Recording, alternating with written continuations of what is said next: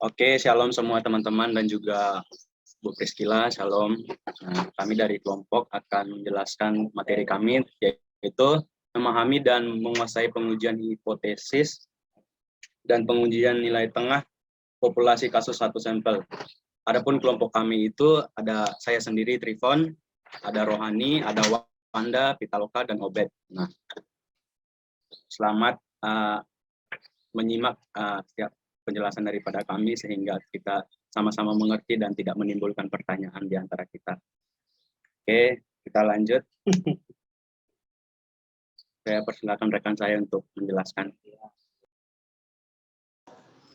Baik, yang pertama saya akan menjelaskan tentang pengertian dari hipotesis itu. Nah, pengujian hipotesis merupakan suatu proses untuk menguji suatu hipotesis tersebut diterima atau ditolak untuk menjadi parameter dari sebuah populasi dalam penelitian. Nah, jadi hipotesis itu kita gunakan untuk menguji suatu hipotesis yang telah kita ambil. Nah, dengan tujuan untuk dilakukan untuk pengujian hipotesis adalah guna mendapatkan hasil yang berupa penentuan parameter dari sebuah penelitian kuantitatif yang membutuhkan pembuktian. Jadi, pengujian hipotesis ini bertujuan untuk kita mendapatkan hasil dari penelitian yang kita ambil. Baik, selanjutnya. Oke, saya akan menjelaskan daripada tujuan hipotesis. Yaitu yang pertama ada memberikan penjelasan sementara tentang gejala. Nah, hipotesis itu sama halnya dengan dugaan sementara yang kita simpulkan, maksudnya kita menarik kesimpulan. Jadi kita menduga sesuatu dulu dari masalah atau gejala yang ada.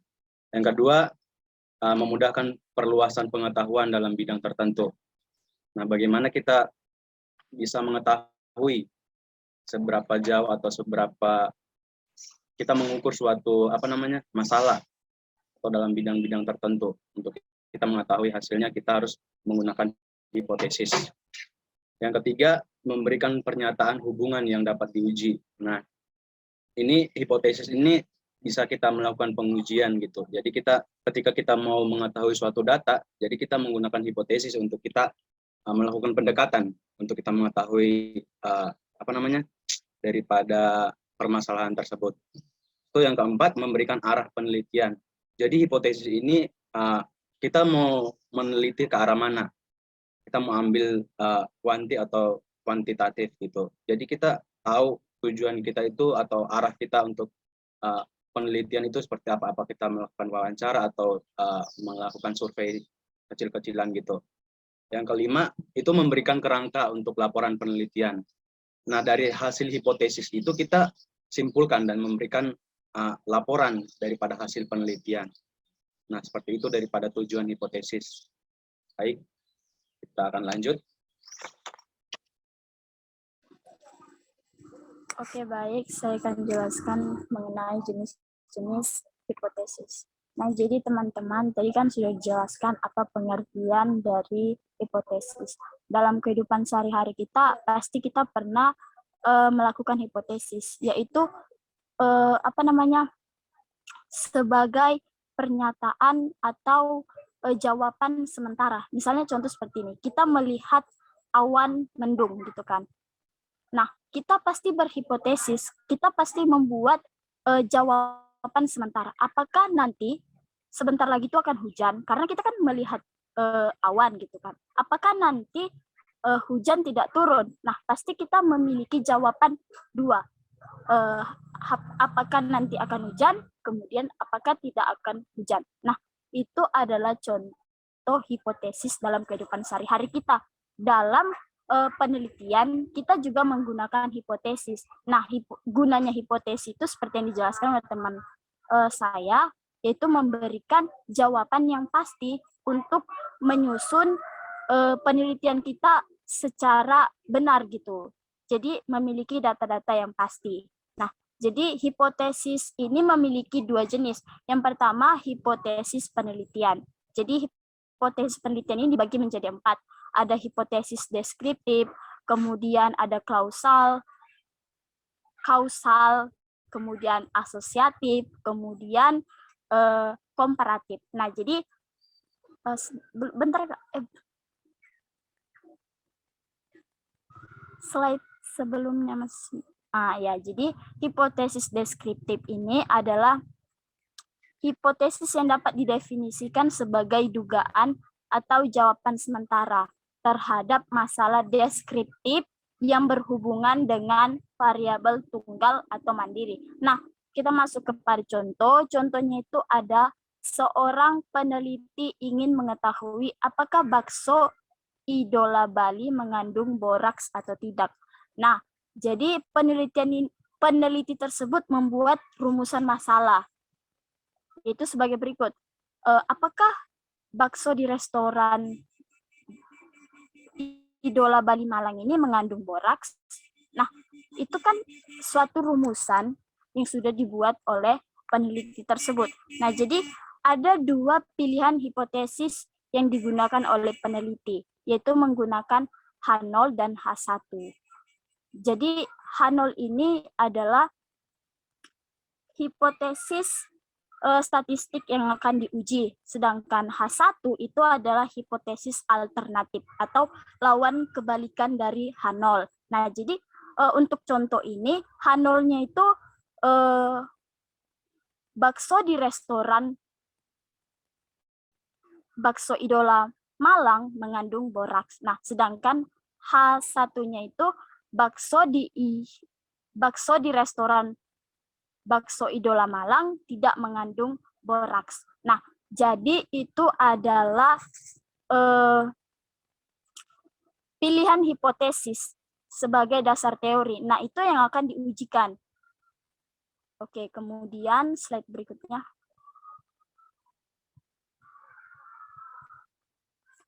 Oke, kita masuk kepada hipotesis komparatif. Nah, jadi hipotesis komparatif ini dapat didefinisikan sebagai dugaan atau jawaban sementara terhadap rumusan masalah yang mempertanyakan perbandingan atau komparasi antara dua variabel penelitian. Jadi perlu diingat ya teman-teman, kalau komparatif ini mempertanyakan tentang perbandingan gitu. Nah, sebagai contoh kami ambil seorang peneliti hendak mengetahui bagaimana sikap loyal antara pendukung klub sepak bola Manchester United jika dibandingkan dengan sikap loyal pendukung klub sepak bola Chelsea. Apakah pendukung memiliki tingkat loyalitas yang sama ataukah berbeda? Nah, jadi peneliti dapat membuat rumusan masalahnya, yaitu apakah pendukung klub sepak bola Manchester United dan Chelsea memiliki tingkat loyalitas yang sama? Nah, dengan adanya duanya hipotesis, maka dasar teorinya yang pertama H0-nya itu pendukung klub Manchester United memiliki tingkat loyalitas yang sama dengan pendukung klub Chelsea. Nah, sedangkan H1-nya itu pendukung klub Manchester United memiliki tingkat loyalitas yang tidak sama atau berbeda dengan pendukung klub Chelsea. Oke, masuk kepada hipotesis kausal. Nah, hipotesis kausal ini diartikan sebagai dugaan atau jawaban sementara terhadap rumusan masalah yang mempertanyakan faktor prediktor terhadap variabel respon. Nah, sebagai contoh kami ambil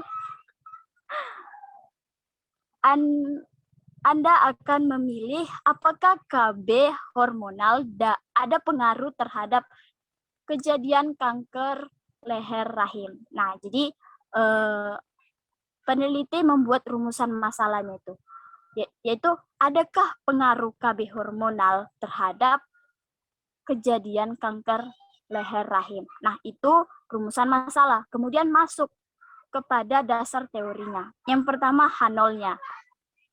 H0 ini tidak ada pengaruh KB hormonal terhadap kejadian kanker leher rahim. Sedangkan H1 ada pengaruh KB hormonal terhadap kejadian kanker leher rahim. Nah, kemudian asosiatif. Asosiatif ini dapat didefinisikan sebagai dugaan atau jawaban sementara terhadap rumusan masalah yang mempertanyakan hubungan asosiasi antara dua variabel penelitian. Nah, sebagai contoh, kami ambil seorang peneliti ingin mengetahui apakah sinetron berjudul Anak Jalanan mempengaruhi gaya remaja laki-laki dalam mengendarai motor. Nah, jadi peneliti membuat rumusan masalah apakah sinetron berjudul Anak Jalanan mempengaruhi gaya remaja laki-laki dalam mengendarai motor. Oke. Kemudian kita membuat dua pilihan yang menjadi dasar teori. Yang pertama H0-nya kita buat sinetron berjudul Anak Jalanan mempengaruhi gaya remaja laki-laki dalam mengendarai motor.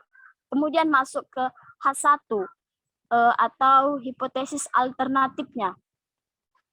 Sinetron berjudul Anak Jalanan tidak mempengaruhi gaya remaja laki-laki dalam mengendarai motor. Nah, jadi teman-teman, maksud saya menjelaskan tentang H0-nya itu apa, H1-nya itu apa. Itu yang akan menjadi dasar teori yang akan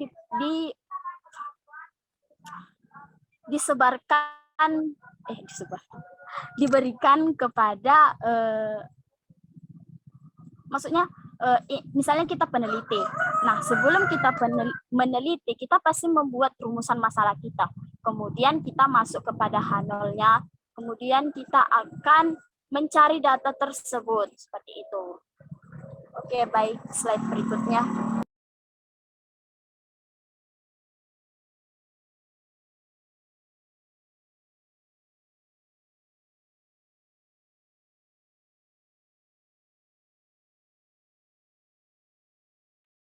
Oke, kita masuk pada ciri-ciri daripada hipotesis yang baik. Yang pertama itu hipotesis harus sesuai dengan fakta yang sesuai dengan di lapangan. Kita nggak boleh kayak kita cuma melihat tapi kita nggak secara langsung mengetahui faktanya seperti itu. Nah, yang kedua itu hipotesis harus dapat menerangkan fakta. Nah, bagaimana hipotesis yang kita gunakan itu harus mampu mewakili atau membuat kesimpulan tentang suatu fakta tersebut. Nah, yang ketiga itu hipotesis harus menyatakan hubungan. Ada hubungan yang hipotesis itu ya kita dugaannya itu ada hubungannya dengan masalah yang kita tarik gitu atau kita ambil. Yang ketiga, hipotesis harus sesuai dengan ilmu. Yang keempat, yang kelima, hipotesis harus dapat diuji. Nah, hipotesis yang kita gunakan itu harus bisa teruji. Itu yang keenam, hipotesis harus sederhana. Bagaimana hipotesis itu sederhana dan maksudnya mudah kita laksanakan dalam lapangan atau dalam penelitian yang sedang kita teliti. Oke, next slide.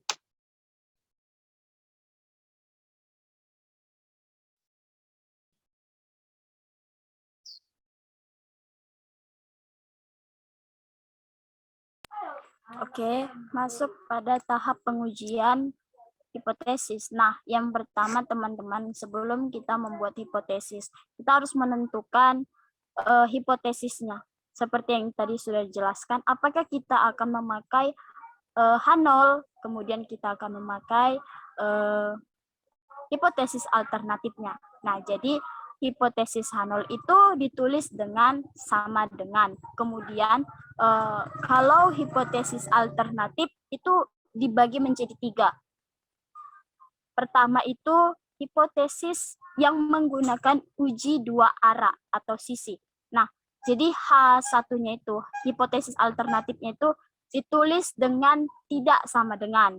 Kemudian kalau misalnya uji 1 arah, arah kanan gitu kan, itu ditulis dengan menyertakan lebih dari. Jadi kalau arah kanan dia itu lebih dari.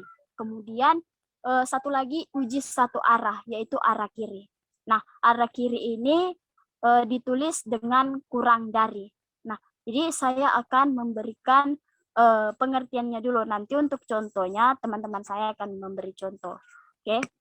Kemudian yang kedua, menentukan tingkat signifikansi. Nah, di sini kita akan menentukan besar kecilnya resiko atau peluang yang akan membuat kita menerima hipotesis tersebut atau tidak menerima hipotesis tersebut. Nah, jadi dalam tingkat signifikansi tersebut itu dilambangkan dengan A, huruf A. Dalam bahasa Yunaninya memakai lambang alpha. Oke. Sementara itu tingkat kepercayaan nilainya itu yaitu 1 dikurang alpha. Oke. Nah, jadi besaran alpha tersebut itu digunakan menjadi 3 pengujian hipotesis. Yang pertama itu bisa memakai 1%, kemudian 5%, kemudian 10%. Nah, jadi untuk penelitian yang menggunakan alpha sama dengan 5%, artinya itu 0,05. Jadi 0,05. Nah, biasanya ditulis dengan alpha 0,05. Jadi tingkat besaran kesalahannya itu 5%, atau dengan kata lain tingkat kepercayaan atau keyakinan bahwa kita membuat kesimpulan itu adalah 1 kurang 0,05 sama dengan 0,95. Jadi tingkat kepercayaan kita itu 95%, ya teman-teman.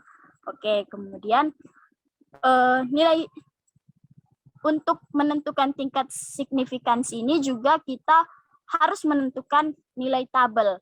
Nah, apakah kita akan memakai tabel T atau tabel Z? Nah, itu akan disesuaikan dengan distribusi yang digunakan. Oke, kemudian masuk ke tahap yang ketiga, menentukan statistik uji. Nah, dalam statistik uji ini kita harus memberikan rumus-rumus tertentu.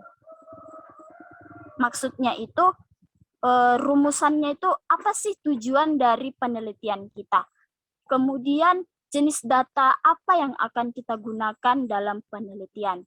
Kemudian banyak variabel seperti apa yang akan kita gunakan dalam penelitian. Nah, seperti itu ya teman-teman. Kemudian kita harus juga menentukan berdasarkan jenis parameternya juga. Apakah kita akan melakukan hipotesis tentang angka-angka atau tentang proporsi atau tentang varians gitu ya kan.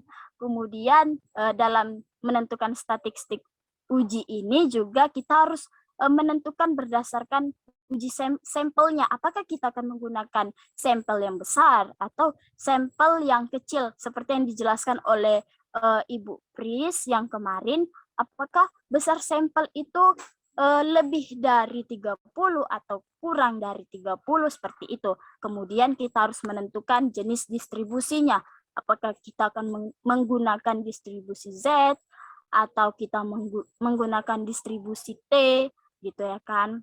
Oke. Masuk ke tahap keempat, menentukan kriteria pengujian.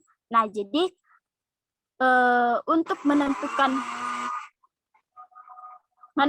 kriteria pengujian ini, kita akan mengetahui apakah H0 yang tadi yang akan kita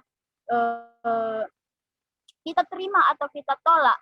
Nah, jadi kalau misalnya H0 ditolak dalam uji kriteria yang 2 arah, itu nilai statistik ujinya itu kurang min nilai tabel dan nilai statistik lebih besar dari nilai tabel. Kemudian kalau misalnya H0 dalam uji 1 arah kanan, nilai statistiknya itu lebih besar dari nilai tabel.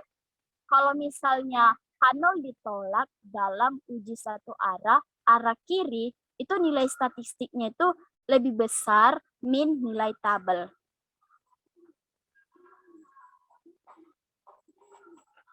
Oke, kita masuk pada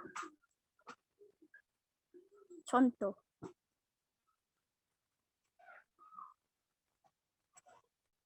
Nah, tadi kan sudah dijelaskan tahap-tahapnya. Kan nggak mungkin kita mengetahui tahap, tapi nggak ada contoh. Oke, jadi contohnya tadi Bang, slide sebelumnya. Nah, jadi contoh yang akan kita ambil itu terdapat sebuah hipotesis yang mengatakan bahwa nilai rata-rata waktu belajar mahasiswa PGMI Universitas Teladan sama dengan 20 jam per minggu.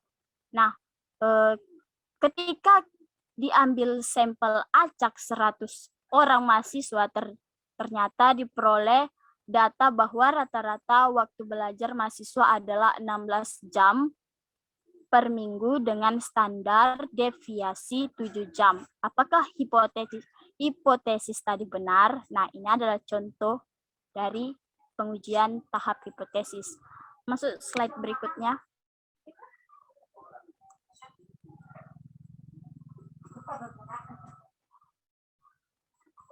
Oke, nah di tahap pertama kita menentukan dulu hipotesisnya. Nah, di situ kita membuat H0-nya dulu. Rata-rata waktu belajar mahasiswa PGMI Universitas Teladan sama dengan 20 jam per minggu. Kemudian H1 atau alternatif hipotesisnya kita menggunakan rata-rata waktu belajar mahasiswa PGMI Universitas Teladan tidak sama dengan 20 jam per minggu. Jadi hipotesis statistiknya itu seperti yang terlihat di slide. Oke, kemudian masuk kepada tahap yang kedua, menentukan tingkat signifikansinya. Nah, jadi tadi kan kita sudah nentuin hipotesisnya, kemudian kita masuk ke signifikansinya. Nah, jadi di signifikansinya ini tingkat signifikansi atau besarannya itu kita pakai 5%, yaitu 0,05. Nah, jadi dalam pengujiannya itu dua arah. Nilai Z tabel dihitung dengan alfa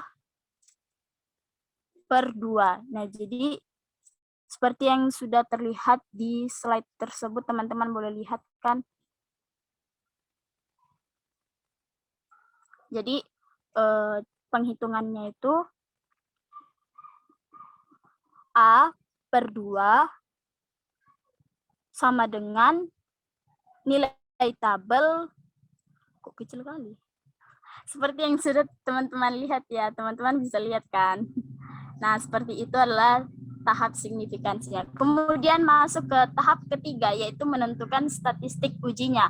Nah, statistik ujinya ini kemarin kan sudah ada juga dijelaskan contoh-contoh rumus yang kemarin oleh Kak Frida kan.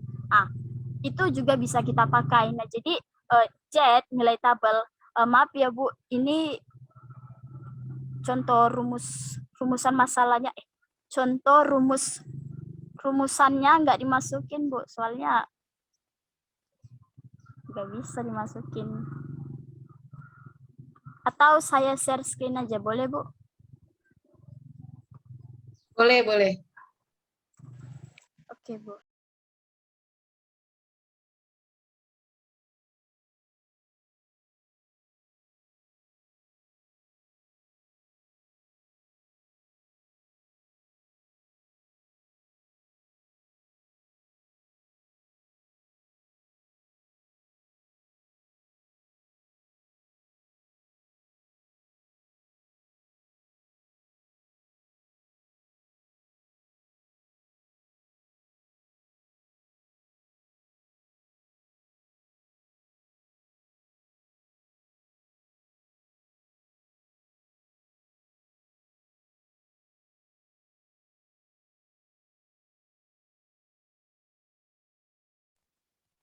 Halo, kedengaran suara saya?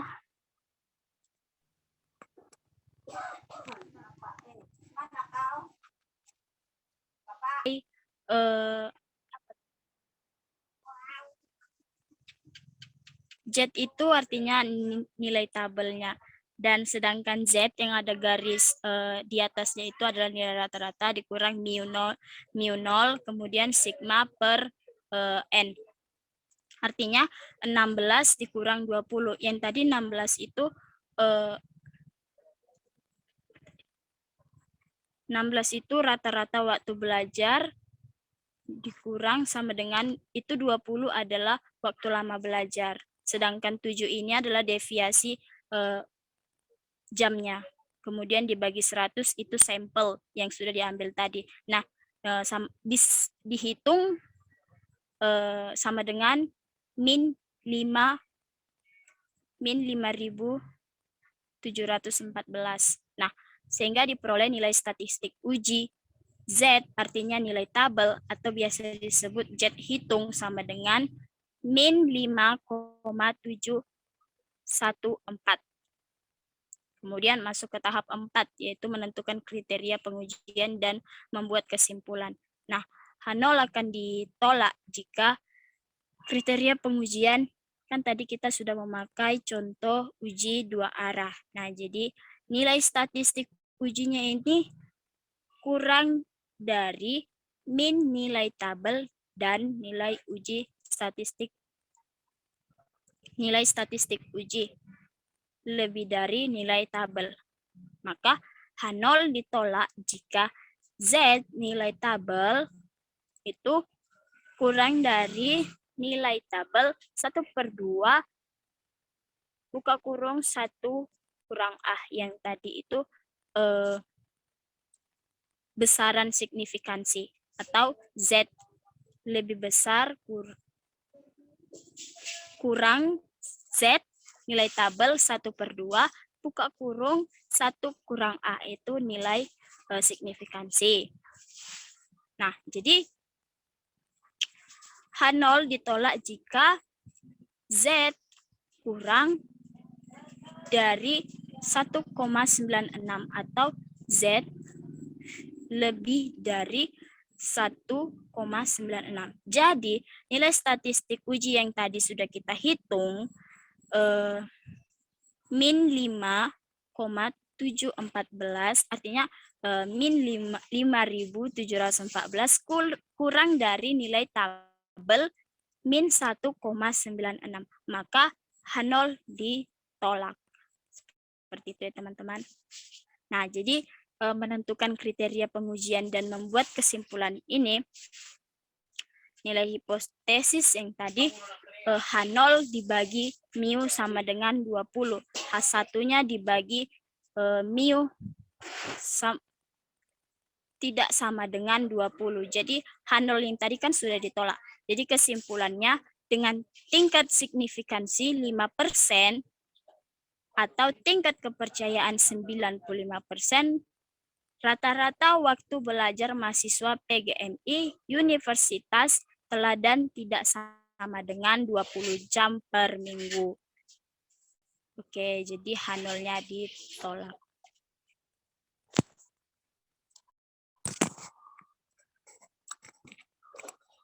Oke, baik. Kesalahan. Nah, ketika kita melakukan uji hipotesis itu ada 2 jenis kesalahan yang terjadi. Yang pertama itu biasanya peneliti itu menolak H0 seperti yang dikatakan tadi, dan ketika H0 itu benar atau tidak diterima H0, dalam kenyataannya itu H0 adalah palsu. Nah, jadi yang pertama itu biasa disebutkan dengan kesalahan tipe pertama, dan yang kedua itu disebut dengan indikator kesalahan tipe yang kedua. Seperti yang dikatakan tadi bahwa pengujian hipotesis adalah prosedur umum yang peneliti gunakan untuk membuktikan validitas yang menentukan apakah hipotesis tertentu benar atau tidak. Hasil pengujian adalah landasan untuk menerima atau menolak hipotesis nol. Hipotesis nol adalah proposisinya yang tidak mengharapkan perbedaan atau efek. Sedangkan hipotesis alternatif atau H1 adalah premis yang mengharapkan beberapa perbedaan atau efek. Slide selanjutnya.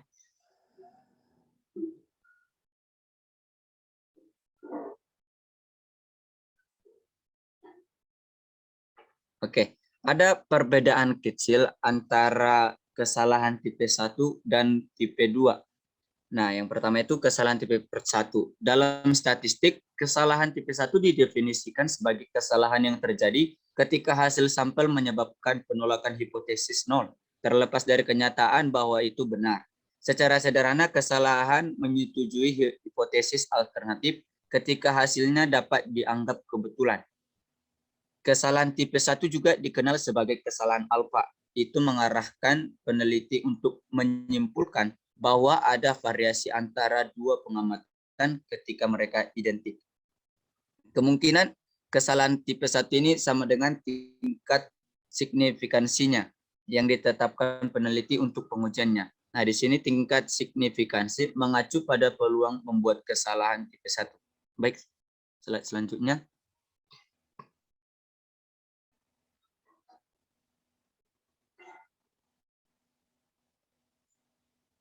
Slide selanjutnya.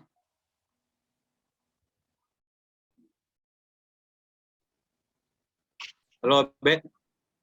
Halo, saya selanjutnya. Apakah suara saya kedengaran? Oke. Kedengaran. Oke, thank you.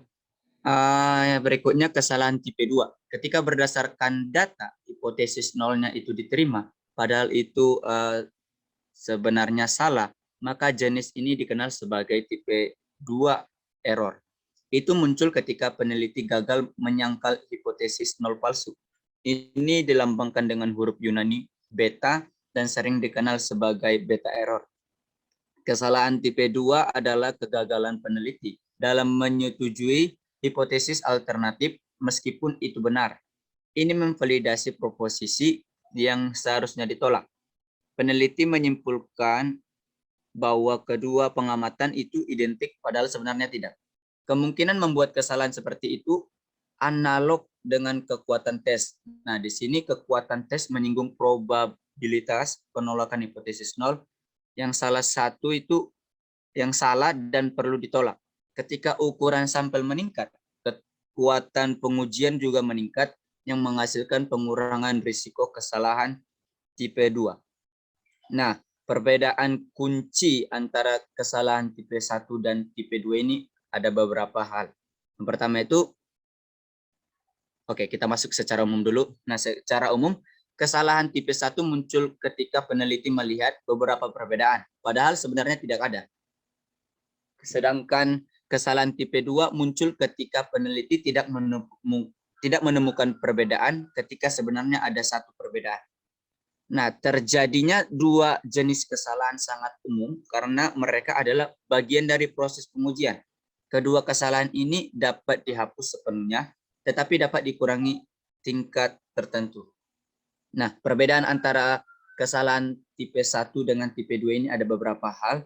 Yang pertama itu, kesalahan tipe 1 adalah kesalahan yang terjadi ketika hasilnya adalah penolakan terhadap hipotesis nol yang pada kenyataannya benar. Sedangkan tipe 2 terjadi ketika sampel menghasilkan penerimaan hipotesis nol yang sebenarnya salah. Jadi ada keterbalikan antara kesalahan tipe 1 dan kesalahan tipe 2.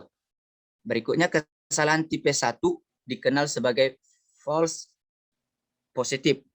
Pada dasarnya hasilnya positifnya setara dengan penolakan hipotesis nol. Sebaliknya, kesalahan tipe 2 juga dikenal sebagai negatif false. Kalau yang tipe 1 positif, tipe 2-nya itu negatif, yaitu hasil negatif mengarah pada penerimaan hipotesis nol. Nah, yang berikutnya ketika hipotesis nol benar, tetapi tidak ditolak secara salah, itu adalah tipe 1.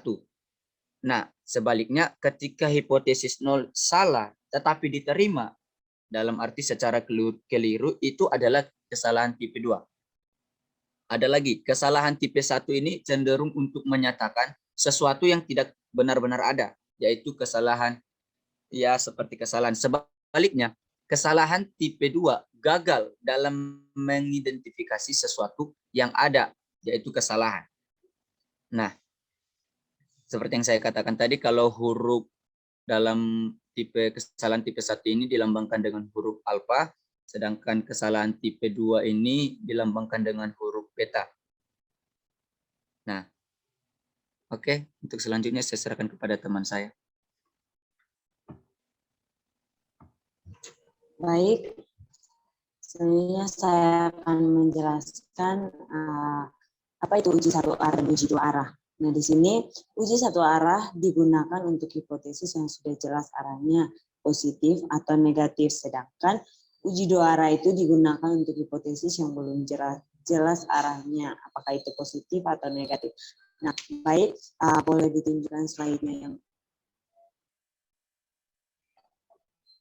berikut.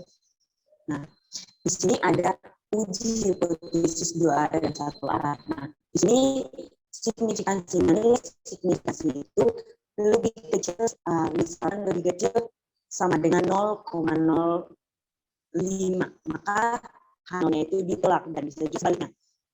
Nah, di sini nilai signifikansi itu didapat dari mana? Nah, nilai signifikansi itu didapat dari output SPSS yang telah diolah datanya.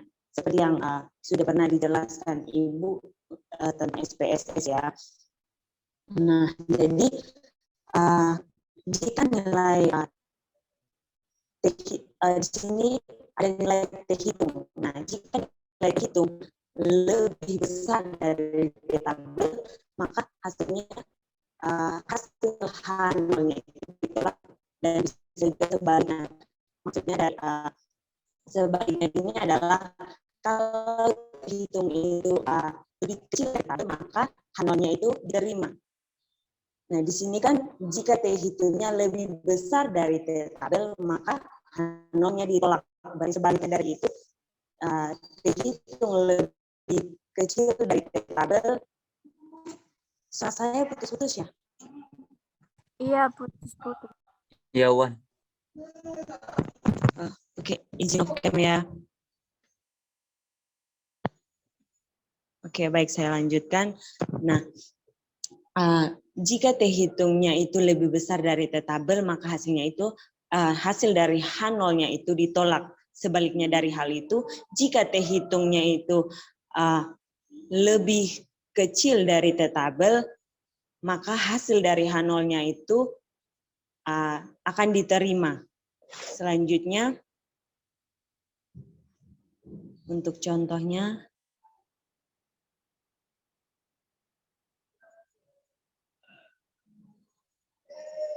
slide selanjutnya.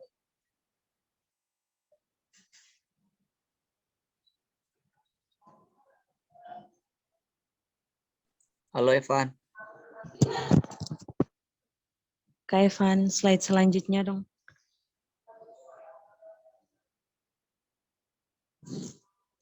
Sorry, aku yang lag ternyata.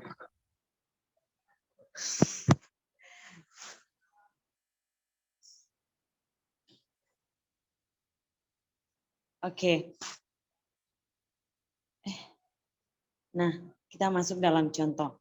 Nah, contohnya di sini diketahui nilai T-hitungnya itu adalah misalnya T-hitung sama dengan 2,33. Nah, di sini T-tabelnya itu kita cari dari mana? Yaitu dari DF. DF itu apa? DF itu adalah degree of freedom. Nah, di sini T-tabelnya kita harus cari dari degree of freedom dan alfanya. Nah, di sini degree of freedom ada 6, angka 6, dan alfanya itu ada angka 0,05. Nah, ini dapat dari mana? Boleh ditunjukin tabelnya?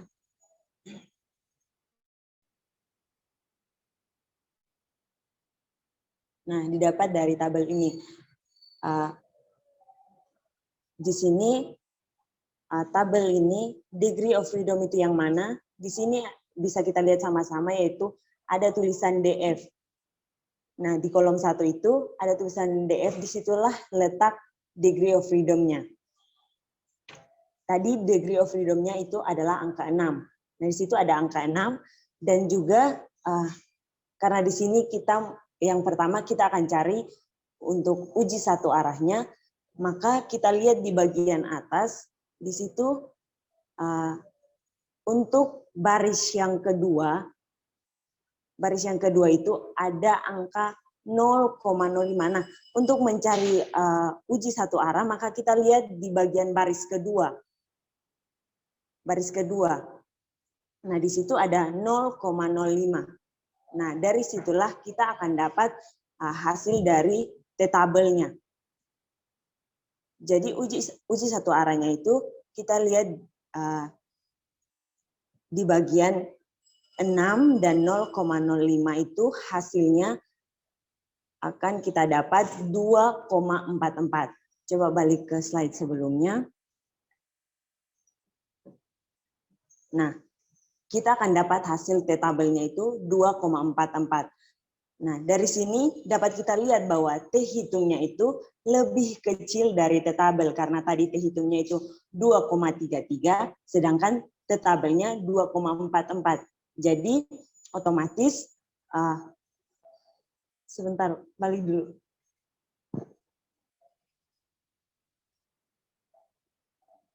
Nah, jadi otomatis hasil dari T hitung lebih kecil dari T-tabel, hasilnya itu H0 diterima. Kenapa? Karena T hitungnya itu lebih besar dari T-tabel. Nah, untuk menentukan, itu adalah cara untuk menentukan uji satu arah. Selanjutnya, untuk menentukan uji dua arah, nah, di sini T-tabelnya 1,94. Kenapa 1,94? Boleh tunjukkan tabelnya lagi. Nah, 1,94 itu didapat dari mana?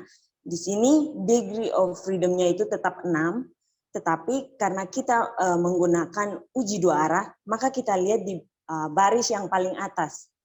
Nah, di situ ada 0,05. Nah, 0,05 di situ kita lihat hasilnya itu adalah 1,94. Nah, jadi disinilah kita lihat uji dua arah itu T hitungnya lebih besar dari T-tabelnya karena T hitungnya tadi itu 2,33 sedangkan T-tabelnya sekarang 1,94 sehingga hasil H0-nya itu ditolak. Oke, slide selanjutnya.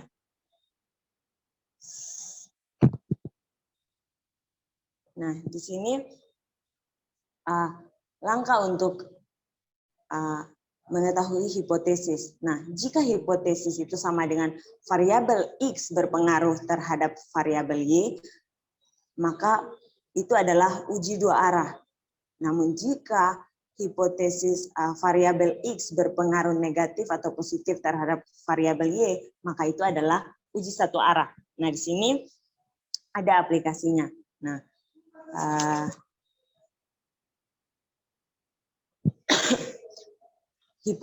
dari sini hipotesis, misalnya X sama dengan dukungan keluarga dan Y merupakan motivasi berwirausaha anak muda. Di sini H0-nya itu merupakan dukungan keluarga tidak berpengaruh terhadap motivasi berwirausaha anak muda. Sedangkan H1-nya itu dukungan keluarga berpengaruh terhadap motivasi berwirausaha anak muda. Dari sini, kenapa di situ ada dua arah? Kita akan lihat bagaimana T hitung dan T-tabelnya. Nah, di sini T hitungnya itu tadi 2,33 dan T-tabelnya 1,94. Jadi T hitungnya itu lebih besar dari T-tabel sehingga keputusannya itu adalah H0-nya itu ditolak. Boleh lanjut slide-nya.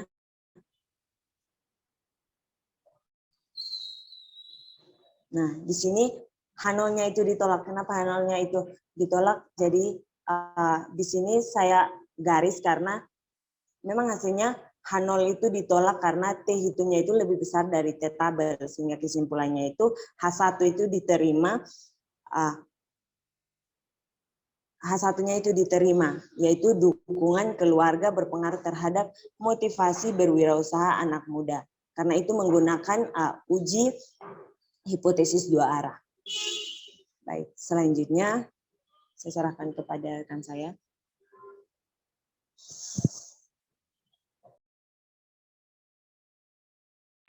Baik, selanjutnya kita akan masuk ke pengujian nilai tengah populasi kasus satu sampel. Yang pertama itu adalah uji binominal. Oke. Nah, uji binominal ini adalah merupakan uji non-parametrik yang digunakan untuk mengetahui apakah proporsi dari populasi itu memiliki nilai tertentu. Nah, misalnya kita itu ingin menguji apakah kebanyakan kucing oren berjenis kelamin jantan di suatu desa. Nah, dalam hal ini proporsi yang kita uji adalah 0,5. Nah, ketika kita berhasil memperoleh sampel 20 kucing oren, lalu mencatat jenis kelaminnya, ternyata 14 berjenis kelamin jantan. Nah, apakah kita sudah dapat menyimpulkan bahwa kucing oren dan jantan lebih banyak? Nah, sayangnya kita belum bisa melakukan generalisasi berdasarkan data mentah saja. Nah, agar kesimpulannya dapat bertanggungjawabkan, maka dalam kasus tersebut kita bisa melakukan uji binominal untuk memperoleh keputusannya.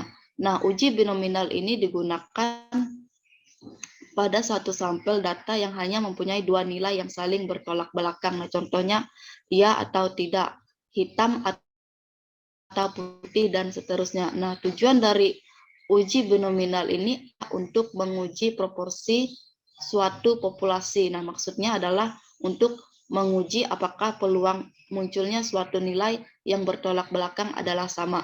Nah, contoh, kita ingin mengetahui apakah kemunculan angka dan gambar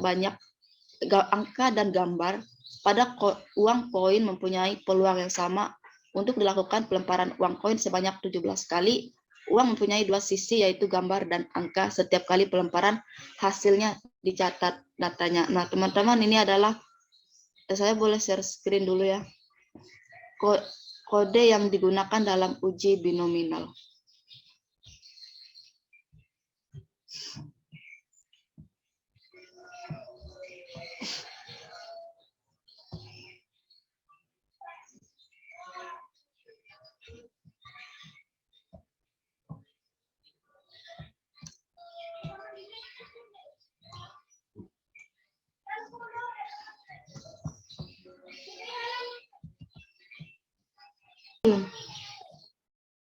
Nah, teman-teman, ini adalah kode yang digunakan dalam uji binomial.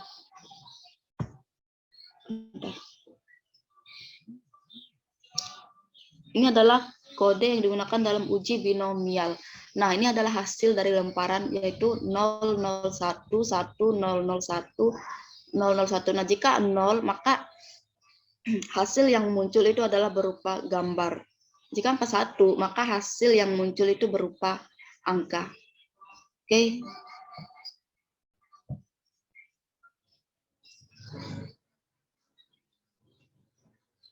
Lanjut lagi, Evan.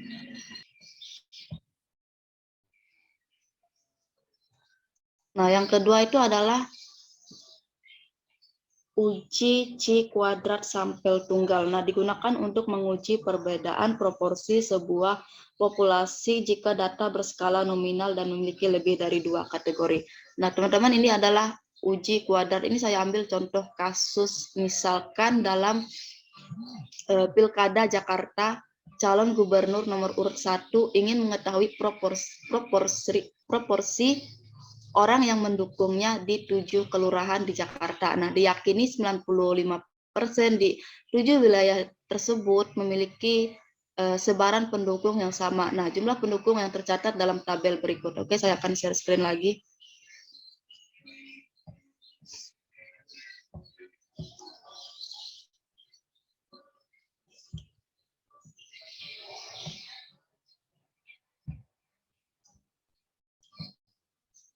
Nah, ini adalah contoh kasus yang kami ambil. Yang pertama itu adalah H0. H0 itu tidak terdapat perbedaan pendukung antara masing-masing kelurahan. Nah, dalam hal ini tim ses berharap paling tidak ada 21 pendukung di setiap kelurahan. Nah, pendukung di kelurahan 1 terdapat 29 dari yang diharapkan 21. Namun beberapa kelurahan terdapat pendukung di bawah angka yang diharapkan. Jadi H1 sama dengan terdapat perbedaan antara pendukung di masing-masing kelurahan. Ini teman-teman boleh lihat di contoh contoh kasus uji C kuadrat yang kami ambil. Oke.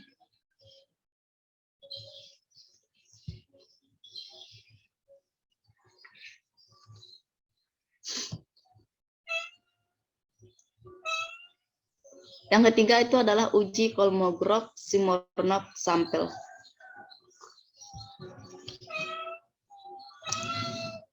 Nah, uji Kolmogorov-Smirnov satu sampel merupakan salah satu metode yang digunakan untuk pengujian distribusi dari sebuah kelompok sampel.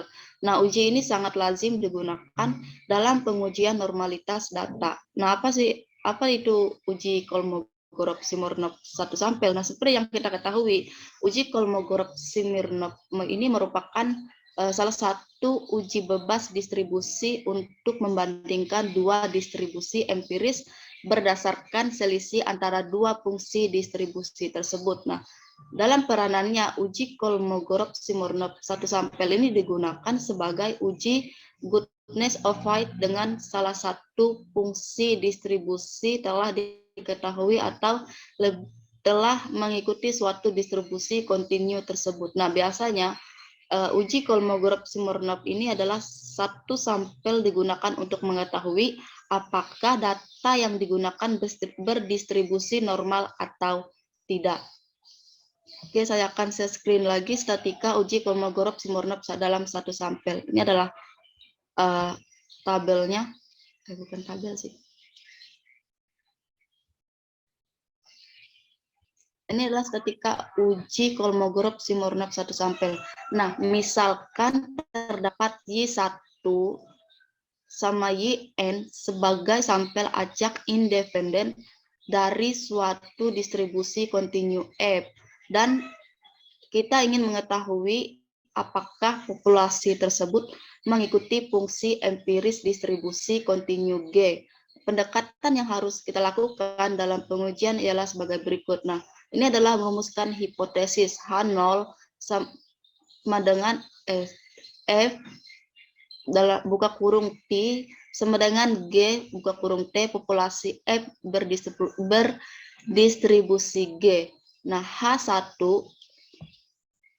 F buka kurung T G buka kurung T populasi F tidak berdistribusi G.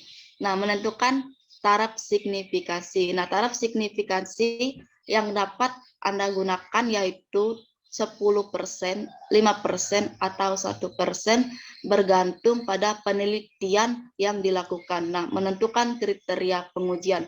Nah, kriteria pengujian dapat ditentukan berdasarkan tabel Kolmogorov-Smirnov. H0 ditolak di max kurang lebih besar di tabel dan H0 diterima apabila di max lebih kecil atau sama dengan di tabel. Nah, di sini teman-teman bisa lihat statika uji Kolmogorov-Smirnov dalam kasus satu sampel. Oke, next.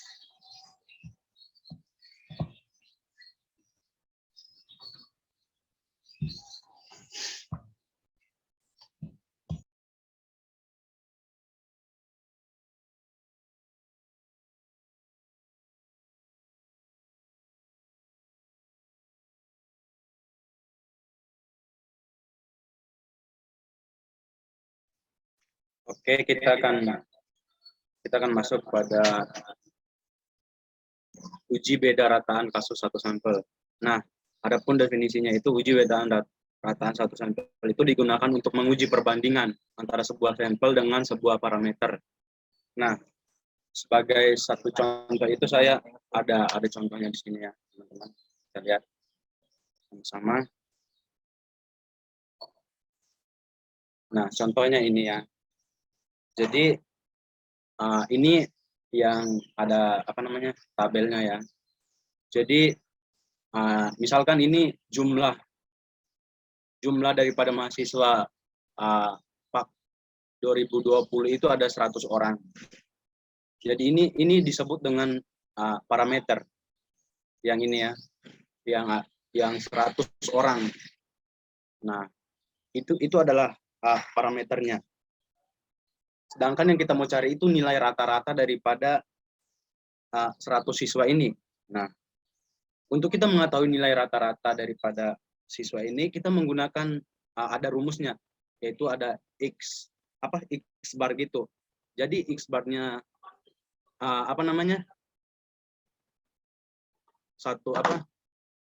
rataan satu sampelnya itu yaitu dari semuanya itu ada 78.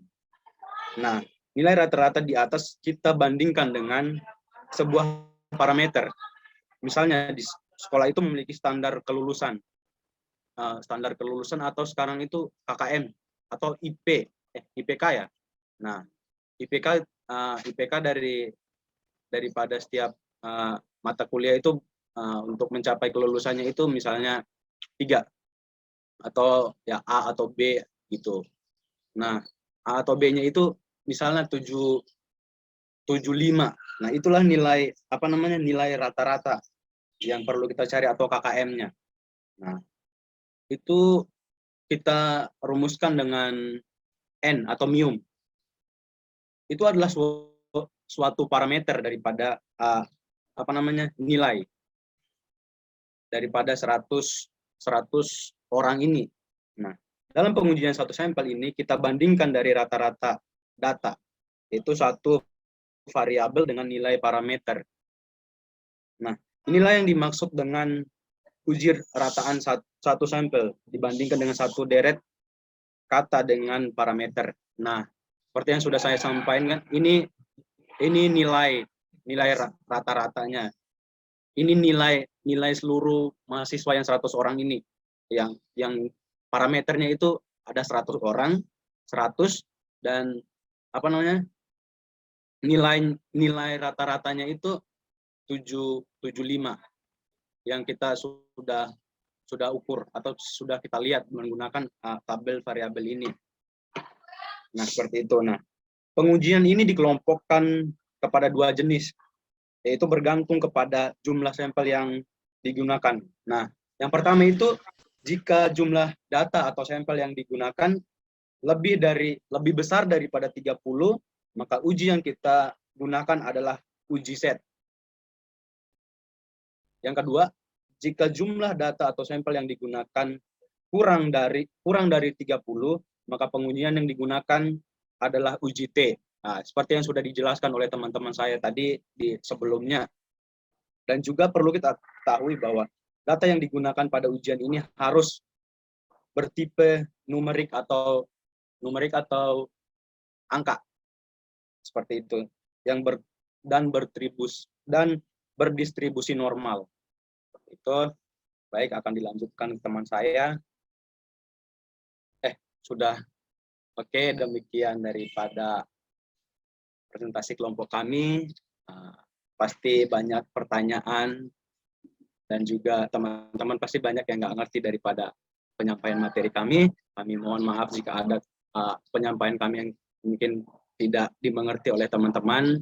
Mungkin teman-teman boleh bertanya. Jika kalau sudah mengerti, jangan ditanya lagi. Yang belum mengerti aja yang ditanya ya. Oke, semangat.